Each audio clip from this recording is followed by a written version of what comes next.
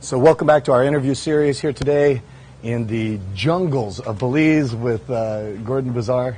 Nice to have you back. We did Brazil last time. We did. Now we're in Belize. Anyway, Chris, it's so great to be here. Yeah. It's always working with you is such a pleasure. And I love working with you as well, and I know that you've... one of the things that I always tell people is that nobody will expand their mind as fast as Gordon Bizar. Oh, so. you are so kind. It's true.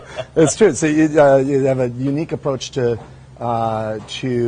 business, and at least for most people, like they've never been exposed to the type of thinking that you have, and it expands people's minds very, very quickly in terms of bringing companies together. Of course, your specialty is aggregation, and why don't you tell everybody just a little bit about that so that we understand? Oh, well, great. Thanks for the opportunity to do that. Yeah.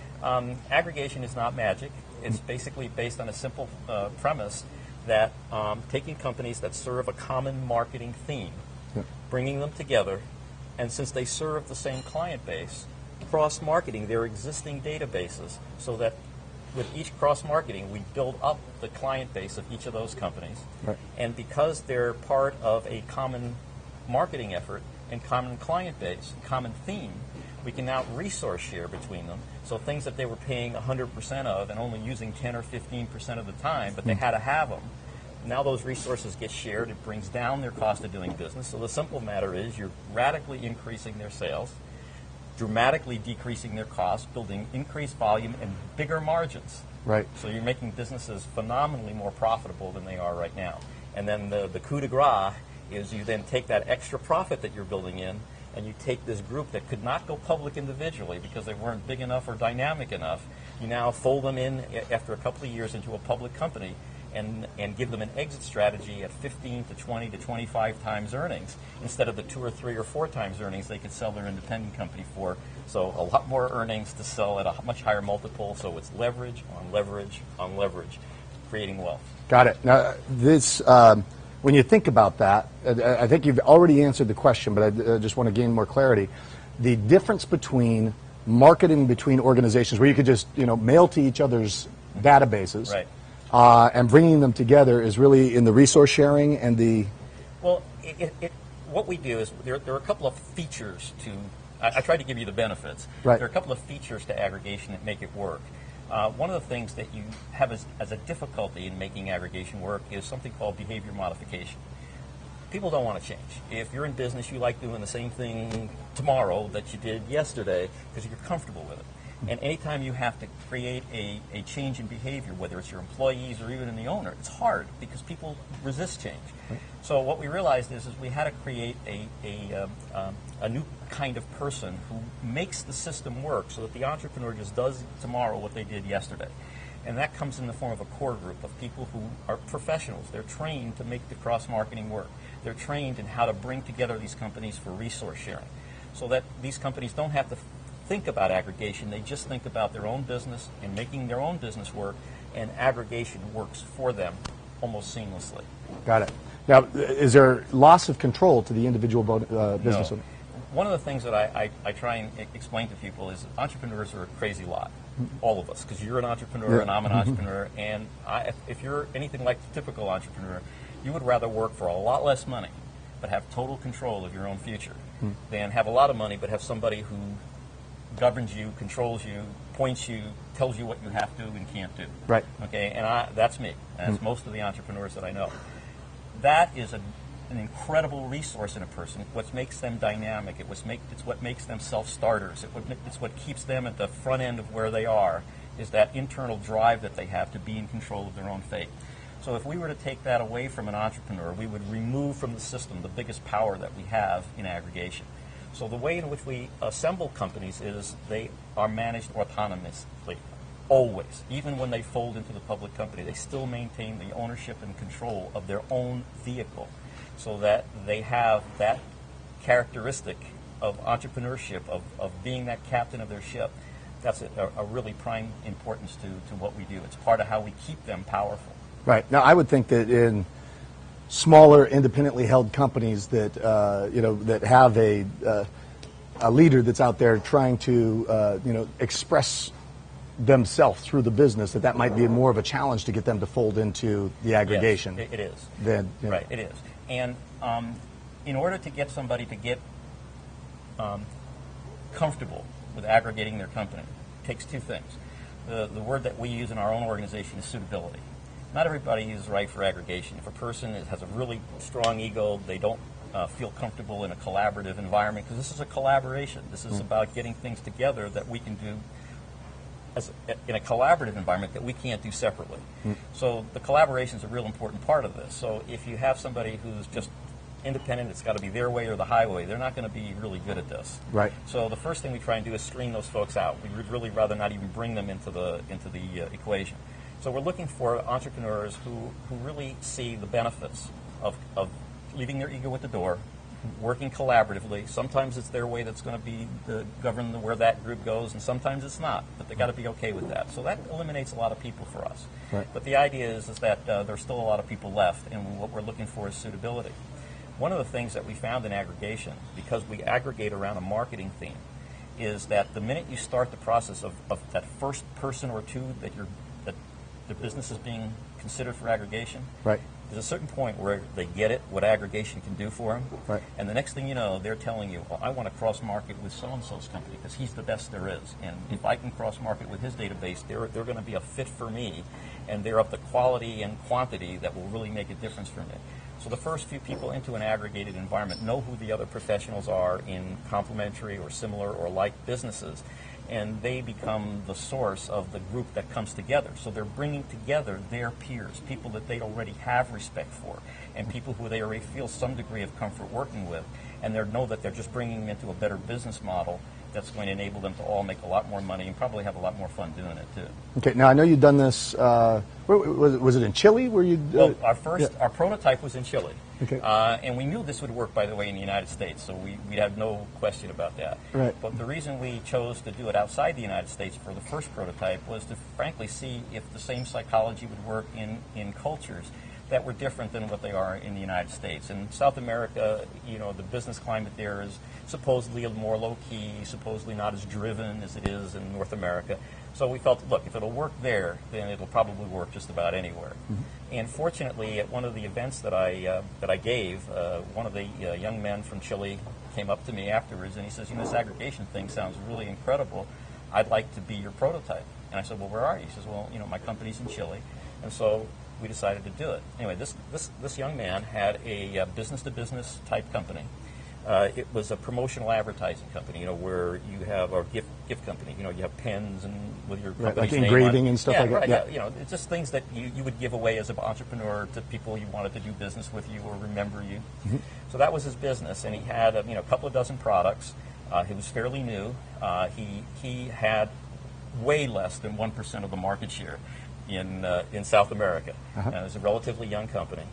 And so he went back to Santiago, and he and I dialogued a lot by phone, and we finally came up with 2 or 3 of his, not competitors, but they were complementary product lines. They did what he did either with different products altogether, right, or the other one was one where it was in a complementary market space. It was one that they weren't competitors, but they had things that they could cooperate on. Right. So those are the 3 companies that came together to form the base of the aggregation there.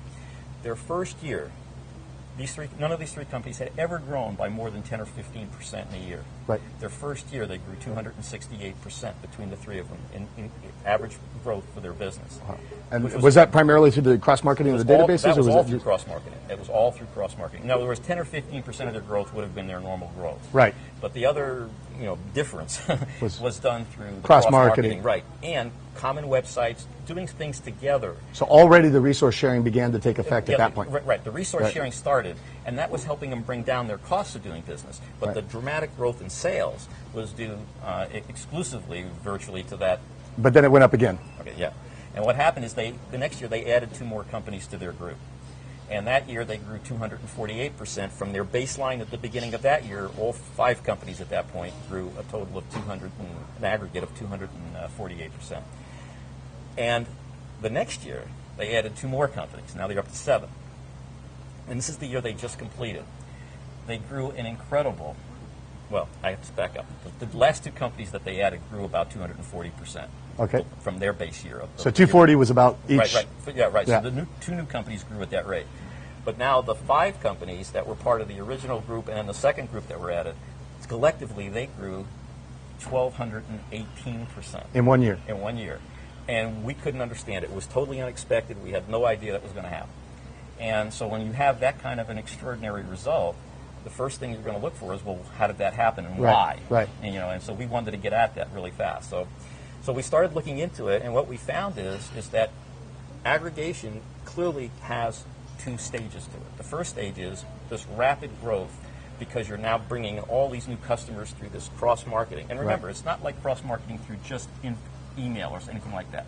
You're cross-marketing where you're leveraging off the relationship that each company has with its customers. You're leveraging off the relationship to endorse it, to move it to that other company. It's way more powerful than just direct mail or just general type of marketing. Right. So the results are very, very high. So the question was, okay, well, we could explain 240% of the growth or 250% growth, but why this other 1,000% in there? It's 10 times. I mean, that's huge. So the question was, well, where did that come from? Well, here's what we found creates the second phase of aggregation. What happens is most people think that the relationship between a business and the customers is owned by the business. I'm my brand, they have loyalty to my company. It's not where it is. The loyalty and the relationships are between the customer and the people at the company that service that relationship every day. Their contact point. Right, or the selling person. That contact point is where that relationship is really centered. Right. So here's what happens. There are 3 things that we did in the first 2 years of aggregation with those companies that set the stage for that 12%. We didn't realize we were doing it.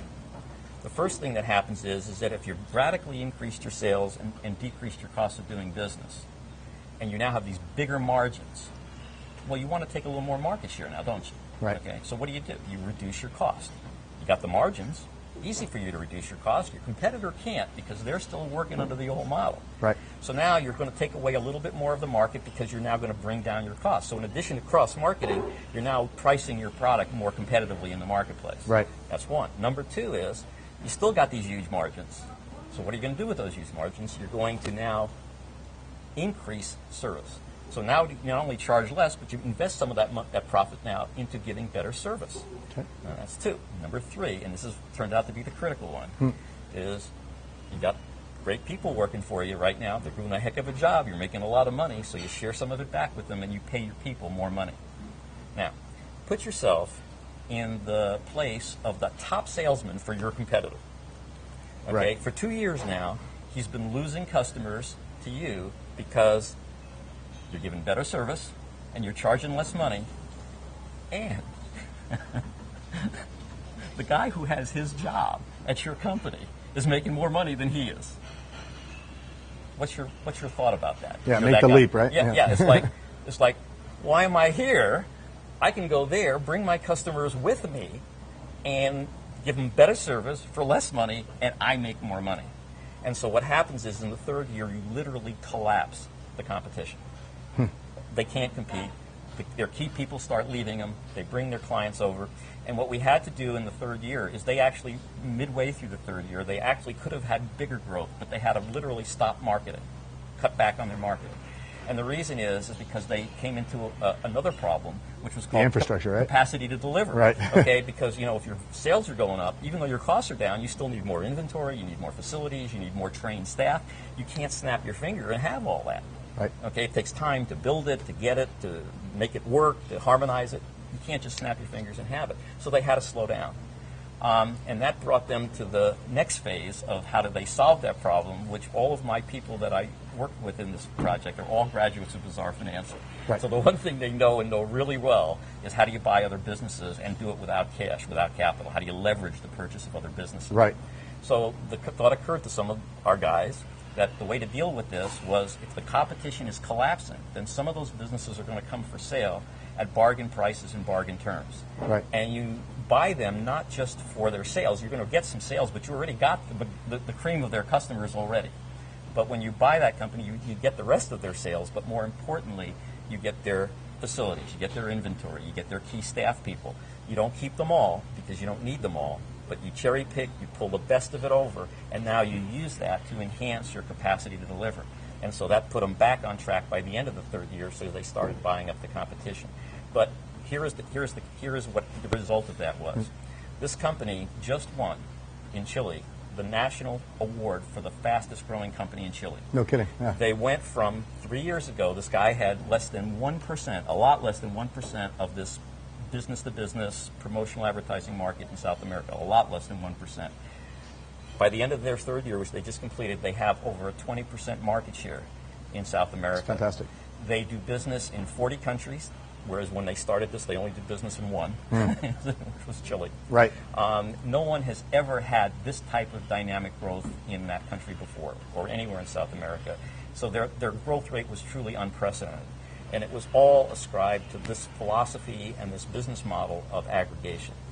So aggregation is not for everyone. It's got certainly certain weak points in it, as any business model does, but it is tailor-made for what's going on in the economic of the world.